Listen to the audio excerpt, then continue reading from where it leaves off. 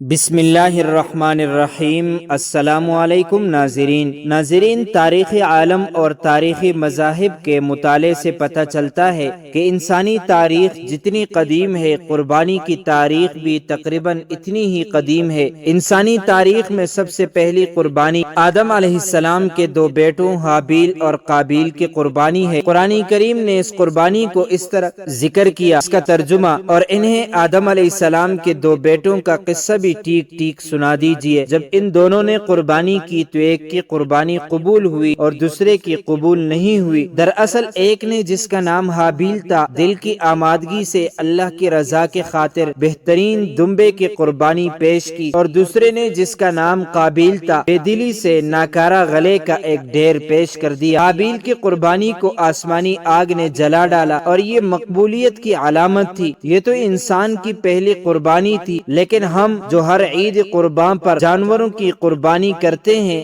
یہ حضرت ابراہیم اور اسماعیل علیہ السلام کی قربانی کی یادگار ہے، جس کی تفصیل یہ ہے۔ حضرت ابراہیم خلیل اللہ علیہ السلام جلیل القدر نبی اور پیغمبر ہیں۔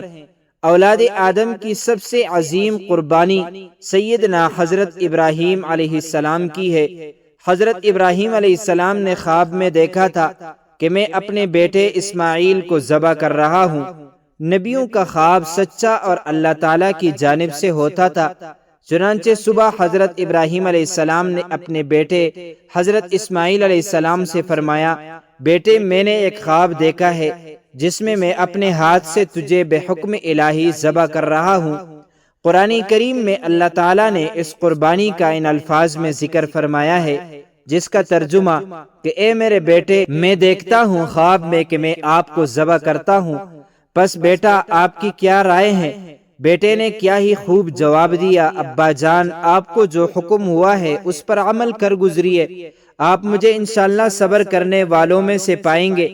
چنانچہ حضرت ابراہیم علیہ السلام اپنے بیٹے حضرت اسماعیل علیہ السلام کو مکہ مکرمہ سے لے کر چلے اور مینا میں ذبح کرنے کی نیت سے ایک چھری ساتھ لی۔ جب مینا میں داخل ہونے لگے، آپ کے بیٹے کو شیطان بہکانے لگا۔ حضرت ابراہیم علیہ السلام کو پتہ چلا تو شیطان کو اللہ اکبر کہہ کر 7 کنکریاں ماری، جس کی وجہ سے وہ زمین میں دھنس گیا۔ دونوں باپ بیٹے آگے بڑھے تو پھر زمین نے اسے چھوڑ دیا۔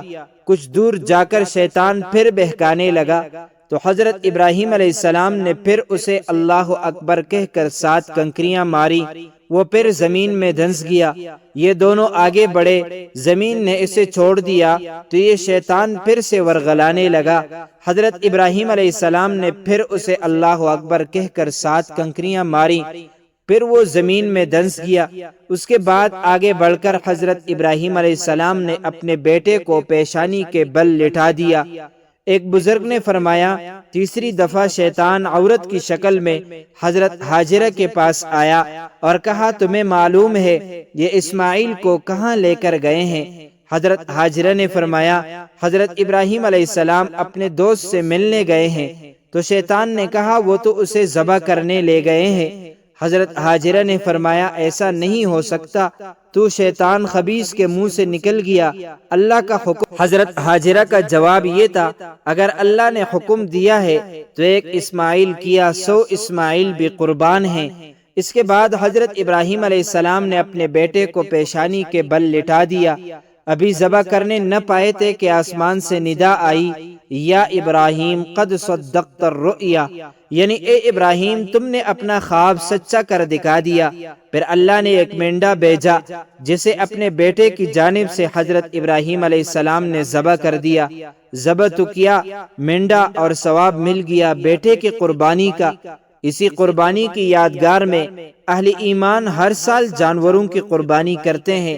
حج کے موقع پر جو کنکریاں ماری جاتی ہیں، ان کی ابتدا بھی اسی واقعے سے ہوتی ہیں۔ حجاج انہی 3 جگہوں پر کنکریاں مارتے ہیں جہاں شیطان زمین میں دھنس گیا تھا۔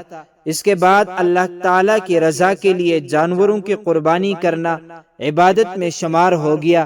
چنانچہ حضرت محمد صلی اللہ علیہ وسلم کی امت کے لیے بھی قربانی مشروع کی گئی۔ ہر صاحب حیثیت پر قربانی واجب ہے، اور اگر کسی کی اتنی حیثیت نہ ہو اور وہ قربانی کر دے تب بھی عظیم ثواب کا مستحق ہوگا۔ چنانچہ ان احادیث سے آپ قربانی کی اہمیت جان سکتے ہیں۔ حضرت عبداللہ بن عمر رضی اللہ عنہ نے فرمایا کہ رسول اکرم صلی اللہ علیہ وسلم نے مدینہ منورہ میں 10 سال قیام فرمایا اور ہر سال پابندی سے قربانی فرماتے تھے۔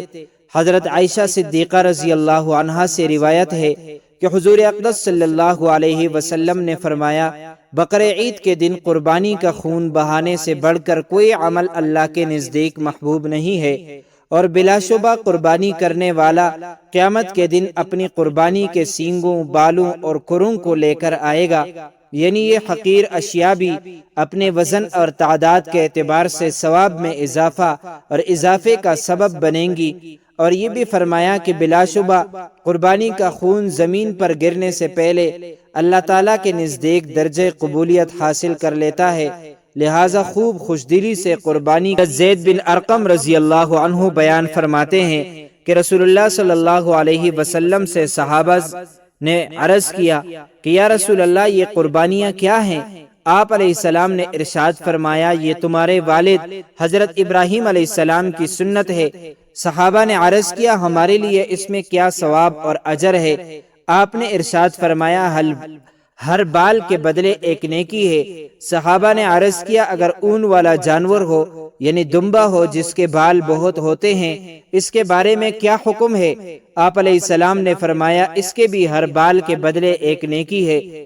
مذکورہ احادیث مبارکہ سے معلوم ہوا کہ عید الاضحیٰ کے دن قربانی کرنا اللہ تعالیٰ کے نزدیک محبوب ترین عمل ہے۔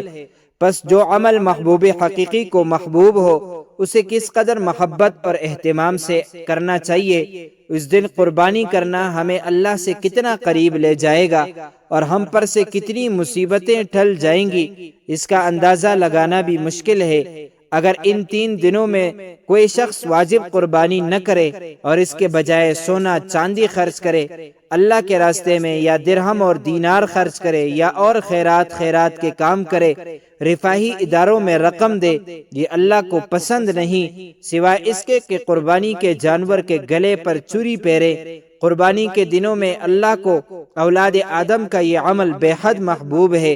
جس مقصد کے تحت اللہ نے یہ قربانی واجب فرمائی تھی، آج اس کے بالکل برخلاف کہنے والے یہ کہہ رہے ہیں کہ قربانی کیا ہے؟ یہ قربانی معاذ اللہ خواہ مخواہ رکھ دی گئی ہے، لاکھوں روپیہ خون کی شکل میں نالیوں میں بہہ جاتا ہے، اور یہ عمل معاشی اعتبار سے نقصان دہ ہے۔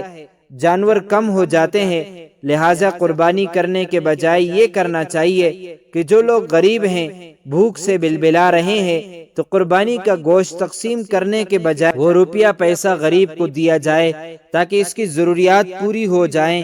یہ پروپیگنڈا اتنی کثرت سے کیا جا رہا ہے کہ پہلے زمانے میں تو صرف ایک مخصوص حلقہ تھا جو یہ باتیں کرتا تھا، لیکن اب یہ حالت ہو گئی ہے کہ شاید ہی کوئی دن خالی جاتا ہو جس میں کم از کم 2-4 افراد یہ بات نہ پوچھ لیتے ہوں کہ اگر ہم قربانی نہ کریں اور وہ رقم غریبوں میں تقسیم کریں تو اس میں کیا حرج ہے۔ یہ خود ساختہ فلسفہ قرآن، سنت اور اسلامی تعلیمات کے صریح خلاف ہے۔ اسلامی شریعت کے مطابق قربانی کے دنوں میں قربانی سے بڑھ کر اللہ تعالیٰ کے نزدیک کوئی عمل محبوب اور پسندیدہ نہیں ہے۔ اللہ تعالیٰ ہمیں قربانی کی استطاعت نصیب فرمائے، آمین۔ تو معزز ناظرین، امید کرتا ہوں آپ کو یہ ویڈیو اچھی لگی ہوگی۔ مزید معلومات کے لیے ہمارے چینل کو سبسکرائب کیجیے۔ اگر زندگی کے لمحات مزید باقی رہے تو آپ کے لیے ایک اور بہترین ویڈیو لے کر حاضر ہوں گا۔ تب تک کے لیے اللہ حافظ۔